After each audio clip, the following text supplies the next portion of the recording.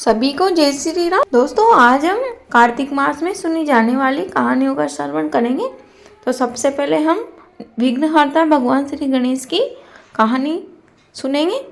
तो आप ध्यानपूर्वक कहानी सुनिए और कहानी सुनते समय हुकारा अवश्य ही भरिए। कहानी शुरू करने से पहले एक बार प्रेम से जयकारा लगाएंगे। बोलो गणेश जी महाराज की जय। एक समय की बात है, एक ननद और भाभी गणेश जी महाराज की बहुत ही प्रेम भाव से सेवा किया करती थी और वह रोजाना भगवान गणेश जी की साथ में पूजा करती, भजन गाती और गणेश जी महाराज को लड्डुओं का भोग लगाती। दोनों को गणेश जी की सेवा करते हुए काफी समय हो गया था। एक दिन भाभी ने गणेश जी महाराज से कहा कि हे गणेश जी महाराज, मुझे पुत्र प्रदान कीजिए। तो साथ में ननद भी बोली कि गणेश जी महाराज, मुझे भी पुत्र प्रदान कीजिए। तब गणेश जी महाराज ने सोचा कि मैं इस भाभी को तो पुत्र प्रदान कर दूंगा, लेकिन इस कुंवारी कन्या को कैसे पुत्र प्रदान करूंगा। लेकिन ननद बोली कि नहीं गणेश जी महाराज, अगर आप मेरी भाभी को पुत्र प्रदान करते हो तो मुझे भी पुत्र प्रदान करना। तब गणेश जी महाराज मुस्कुराते हुए बोले कि जब 9 महीने में गर्भवास तो तेरी भाभी के पुत्र होगा और हथेली पर फलक पड़ के तेरे को भी पुत्र की प्राप्ति होगी। जैसा गणेश जी महाराज ने कहा वैसा 9 महीने में गर्भवास तो भाभी के पुत्र पैदा हुआ और 9 महीने में ही हथेली पे फलक पड़ के ननद को भी पुत्र पैदा हुआ। तब ननद पुत्र को खिलाती, जब ऐसा बोलती, सुगंधी रो जाए कलौंती गोद खिलाओ, दौड़ कहाँ से आए रो छोटो सो बना बाप को भाई। तब रास्ते में कोई निकल के जा रहा था तो उसने पूछा कि बिना बाप का कैसे है। तब वह बोली कि हाँ, मेरे तो बिना बाप का है, मुझे तो गणेश जी महाराज ने अपने आशीर्वाद स्वरूप पुत्र दिया है। हे गणेश जी महाराज, कहानी कहता ना, सुनता ना और हुकारा बढ़ सबको अपना आशीर्वाद देना और कृपा दृष्टि बनाए रखना। तो गणेश जी के 5 नाम ना ले, उसे लबू लबूर के कहना। 1 गणेश, 2 गणेश, 3 गणेश, 4 गणेश, 5 गणेश। बोलो गणेश जी महाराज की जय। दूसरी कहानी हम लपसी तपसी की सुनेंगे, लेकिन दोस्तों उससे पहले आपसे एक अनुरोध है। आपने मेरे चैनल को अभी तक सब्सक्राइब नहीं किया हो तो प्लीज़ चैनल को सब्सक्राइब कर लीजिए। भाई थे, एक लपसी और एक तपसी, दोनों भगवान की खूब सेवा पूजा करते थे। लपसी तो सवा सेर की लापसी बनाकर रोज भगवान को भोग लगाता और फिर स्वयं भोजन करता, और तपसी भगवान की तपस्या में हमेशा ही लीन रहता। एक दिन उन दोनों में झगड़ा हो गया। लपसी बोला मैं बड़ा, तपसी बोला मैं बड़ा। तो वहाँ नारद जी प्रकट हुए और बोले कि क्या हुआ लपसी और तपसी, तुम दोनों क्यों झगड़ रहे हो। तब तपसी बोला कि मैं इससे बड़ा हूँ क्योंकि मैं भगवान की तपस्या में हमेशा लीन रहता हूँ। और लपसी बोला कि नहीं नारद जी, मैं बड़ा हूँ, मैं हमेशा भगवान को सवा पाव की लापसी बनाकर उसका भोग लगाकर ही भोजन करता हूँ। तब नारद जी बोले कि इस बात का फैसला मैं कल करूँगा। नारद जी वहाँ से चले गए। दूसरे दिन लपसी जब भगवान के भोग लगा रहा था तो नारद जी ने उसके पास 1.25 लाख की अंगूठी गिरा दी। लपसी ने उस अंगूठी को देख लिया, लेकिन उसने उस पर ध्यान नहीं दिया और वह भगवान को 1.25 पाव की लापसी का भोग लगाकर स्वयं भोजन करने बैठ गया। ऐसी ही 1.25 लाख की अंगूठी नारद जी ने तपसी के सामने भी डाल दी। तब तपसी ने अपनी तपस्या में लीन रहते हुए भी उस अंगूठी को देख लिया और अपने घुटने के नीचे दबा लिया। दूसरे दिन फैसले का समय हुआ तो लपसी और तपसी के सामने नारद जी प्रकट हुए और बोले कि हे लपसी, तू बड़ा है। तब तपसी बोला कि हे नारद जी, ये तो आप गलत निर्णय ले रहे हो, यह कैसे बड़ा है, मैं तो भगवान का तप करता हूँ, ये तो केवल भगवान को भोग ही लगाता है। तब नारद जी बोले कि मैंने तुम दोनों के सामने 1.25 लाख की अंगूठी डाली थी, लेकिन तपसी तुमने उस अंगूठी को अपने घुटने के नीचे दबा लिया, अर्थात तुम तपस्या में लीन होते हुए भी इस सांसारिक मोह माया धन के पीछे हो। लेकिन लपसी ने ऐसा नहीं किया, उसने अपने नित्य कर्म को उसी तरह पूर्ण किया जिस तरह वह रोजाना करता था। उसने उस अंगूठी पर कोई ध्यान नहीं दिया, इसलिए वो बड़ा है क्योंकि वह अपने कर्म को पूरे निष्ठा भाव और के साथ करता है। लेकिन तुम तपस्या में लीन रहते हुए लोभ लालच में फंसे हुए हो। इस तपसी अपने किए पर शर्मिंदा हुआ और नारद जी से कहने लगा कि मुझे माफ़ कर दीजिए, मुझसे गलती हो गई, मुझे ऐसा नहीं करना चाहिए। हे नारद जी, अब आप मुझे इसका उपाय बताइए कि मैं इतनी तपस्या करता हूँ, मुझे इसका फल कैसे प्राप्त होगा। तब नारद जी बोले कि कार्तिक मास में तुम स्नान करना और उसका पूरे विधि विधान के साथ भगवान की सेवा पूजा करना, तब तुम्हारे तप का फल तुम्हें प्राप्त होगा। तपसी ने ऐसा ही किया। उसने कार्तिक महीने में पूरे महीने स्नान किया और भगवान विष्णु की पूरे श्रद्धा भाव से आराधना की। तब नारद जी ने प्रसन्न होकर कहा कि हे तपसी, तुम्हें तुम्हारे सारी तपस्या का फल प्राप्त होगा। साथ ही जितने भी व्रत उपवास इत्यादि की कथा कहानी मनुष्य सुनता है, उन कथा कहानियों के साथ यदि तुम्हारी कहानी नहीं सुनेगा तो उनके व्रत और उपवास का फल भी तुम्हें प्राप्त होगा। जो दान देकर उसके साथ दक्षिणा नहीं देगा उसका फल भी तुम्हें प्राप्त होगा। जो साड़ी देकर उसके साथ ब्लाउज नहीं देगा उसका फल भी तुम्हें प्राप्त होगा। इसलिए लपसी और तपसी की कहानी हर व्रत व उपवास की कथा कहानी सुनने के साथ सुनी जाती है। कार्तिक स्नान की कहानी। एक बूढ़ा आदमी था जिसके 7 बेटे और 7 बहुएं थी। वह हमेशा से ही कार्तिक स्नान किया करता था। जब उसकी पत्नी थी तब वह दोनों ही साथ में कार्तिक स्नान करते थे, परंतु पत्नी का स्वर्गवास हो जाने के बाद वह कार्तिक स्नान नहीं कर पाता था, क्योंकि वह सोचता कि यदि मैं कार्तिक स्नान करूं तो पता नहीं मेरी बहुएं साधेगी या ना साधेगी। इसलिए उस वृद्ध आदमी ने कार्तिक स्नान करना छोड़ दिया। परंतु एक वर्ष उसका बहुत ही मन हुआ कि मैं कार्तिक स्नान करूं। तब उसने अपनी बहुओं से पूछा तो उसकी 6 बहुओं ने मना कर दिया कि नहीं बाबूजी, हमसे आपके स्नान की साधना नहीं सधेगी। तब वह निराश होकर सबसे अंत में अपनी बड़ी बहू के पास गया और बोला कि बेटा, मैं कार्तिक स्नान करना चाहता हूँ, क्या तुम मेरी साधना साध लोगी? तब बड़ी बहू बोली कि हाँ बाबूजी, क्यों नहीं, मैं आपकी साधना साध लूँगी, आप कार्तिक स्नान अवश्य ही कर लो। बूढ़ा बहुत ही प्रसन्न हुआ और वह बड़े ही आदर भाव और प्रेम से कार्तिक स्नान करने लगा। वह स्नान करके आता और अपनी धोती बड़ी बहू के आंगन में सुखा देता। आंगन में सूखी हुई धोती से पानी की जगह मोती टपकते। ऐसा देखकर बाकी 6 बहुओं के मन में लालच जागा और वह उस बूढ़े आदमी से कहने लगी कि बाबूजी, आप हमारे यहाँ स्नान कर लीजिए, हमारे यहाँ स्नान कर लीजिए। ऐसा कहते कहते वह पीछे ही पड़ गई। तब वह बूढ़ा बोला कि मुझे तो स्नान करने से काम है, मैं तो कहीं भी कर लूँगा, तुम्हारे यहाँ ही कर लूँगा। अगले दिन जब उस बूढ़े ने नहाकर दूसरी बहू के आंगन में धोती सुखाई तो उस धोती से मोती की जगह पर कीचड़ टपकने लगा। ऐसा देखकर बहू को बहुत गुस्सा आया और उसने मना कर दिया कि आप कल से मेरे यहाँ स्नान मत करना, आप अपनी बड़ी बहू के यहाँ ही स्नान करना। वापस से अगले दिन उस बूढ़े आदमी ने अपने बड़ी बहू के यहाँ नहाकर धोती सुखाई तो उसमें से पानी की जगह वही मोती ही टपकने लगे। इसी तरह से कार्तिक का महीना पूरा होने वाला था। वह बूढ़ा आदमी उदास होकर बैठ गया। इतने में बड़ी बहू आई और बोली, क्या हुआ बाबूजी, आप इस तरह उदास होकर क्यों बैठे हैं? तब बूढ़ा बोला कि बहू, मेरा कार्तिक स्नान समाप्त होने वाला है, मुझे इसका उद्यापन करना है, परंतु मेरे पास तो कुछ भी नहीं है।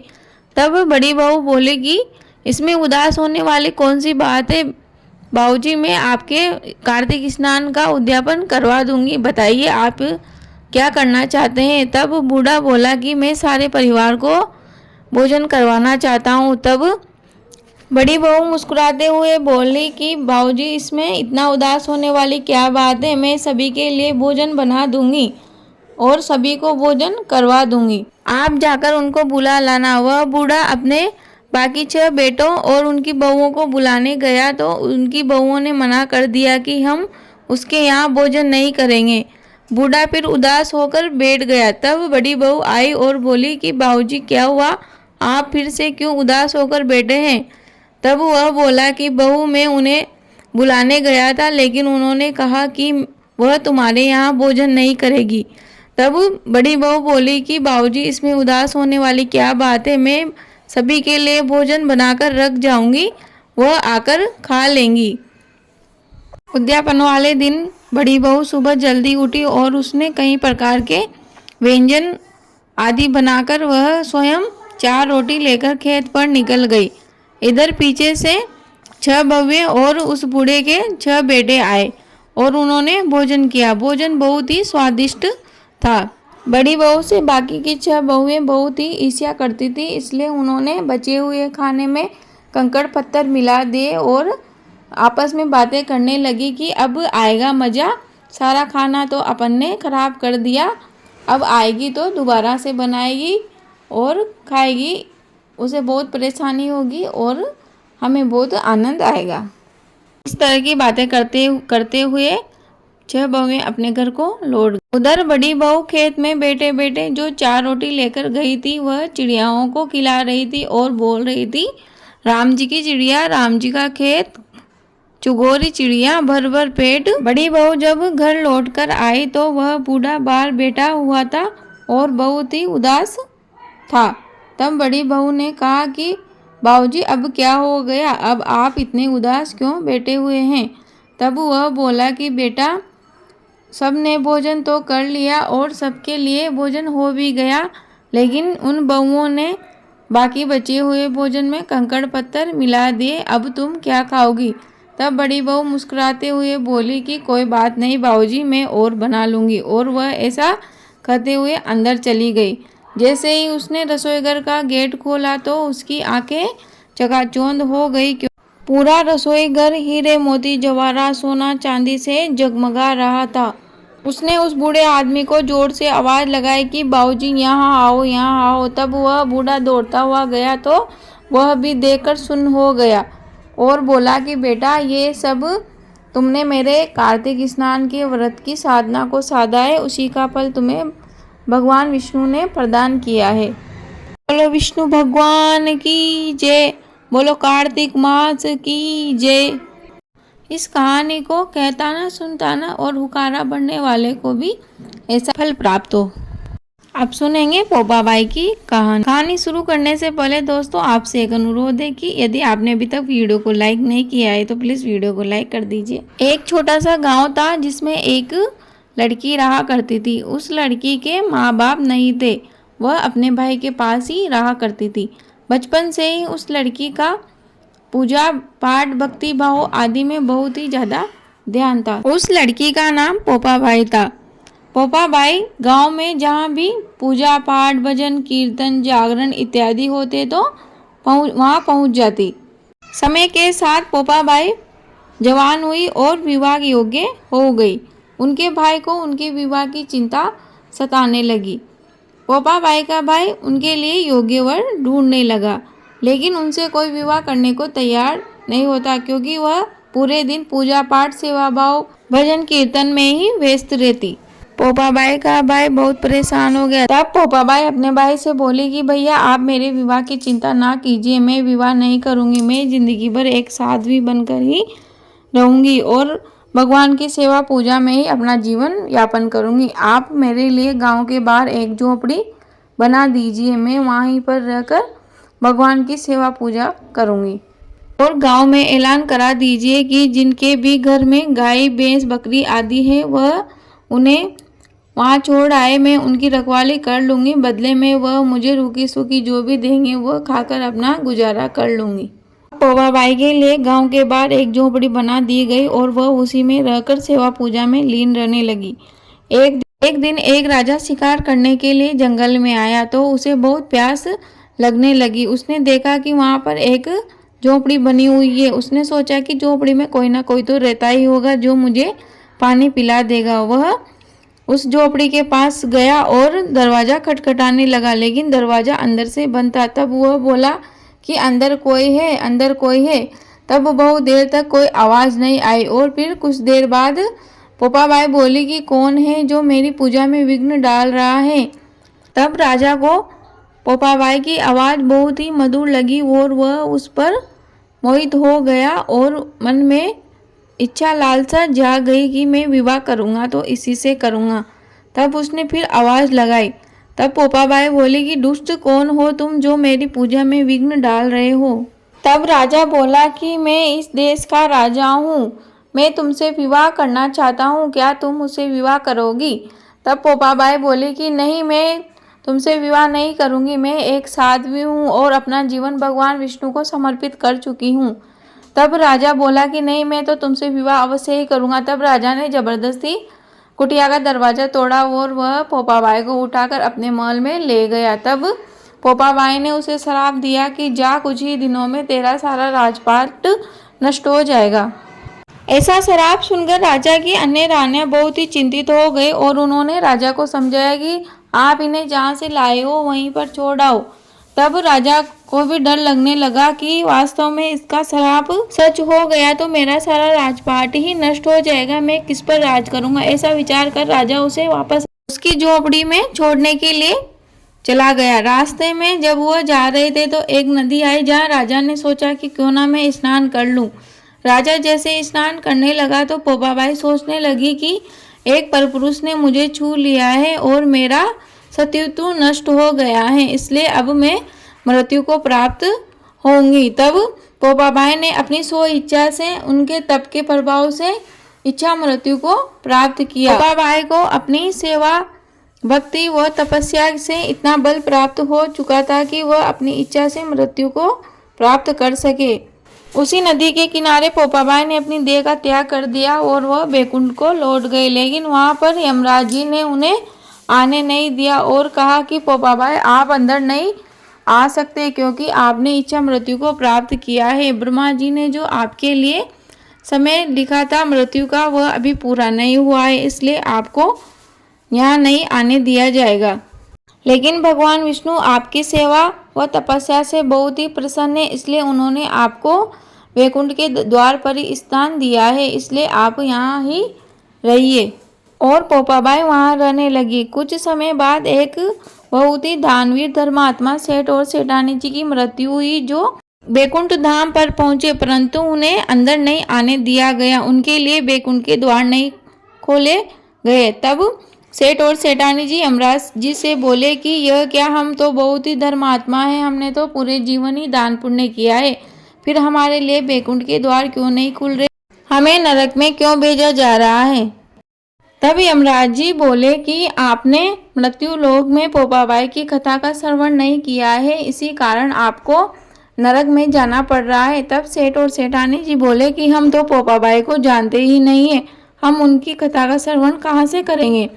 तब यमराज जी बोले कि पोपाबाई भगवान विष्णु की महान भक्त थी, जिन्होंने पूरे जीवन उनकी तपस्या की और उनसे वरदान मांगा है कि वह वैकुंठ के द्वार पर निवास करती है। जो भी कितना ही दान पुण्य कर ले, परंतु पोपाबाई की कथा का श्रवण नहीं करेगा, वह वैकुंठ धाम को नहीं जाएगा। इसलिए मैं आपको 7 दिन का समय देता हूँ, आप इन 7 दिनों में वापस मृत्यु लोक जाइए और वहाँ पर पोपाबाई की इस कथा को सुनिए और औरों को भी सुनाइए। सेठ और सेठानी जी वापस मृत्यु लोक में आए और 7 दिनों तक उन्होंने खूब पोपाबाई की कथा का श्रवण किया। पूरे मृत्यु लोक में पोपाबाई की कथा का प्रचार प्रसार किया और 7 दिन बाद वह बहुत ही आदरपूर्वक वैकुंठ धाम को पहुँचे। इसी प्रकार जो भी इस मृत्यु लोक में पोपाबाई की कथा का श्रवण करता है, वैकुंठ के द्वार उसके लिए स्वतः ही खुल जाते हैं। कहानी कहते ने, सुनते ने और उकारा बनने वाले को भी फल प्रदान करना। प्रेम से बोलो विष्णु भगवान की जय। दोस्तों, मुझे उम्मीद है कि आपको कहानियाँ अवश्य ही पसंद आई होगी। कहानियाँ पूरी सुनने के लिए आपका दिल से धन्यवाद। हमें आपके इसी प्रकार के प्यार और सपोर्ट की आवश्यकता है। आपका दिन शुभ हो। धन्यवाद।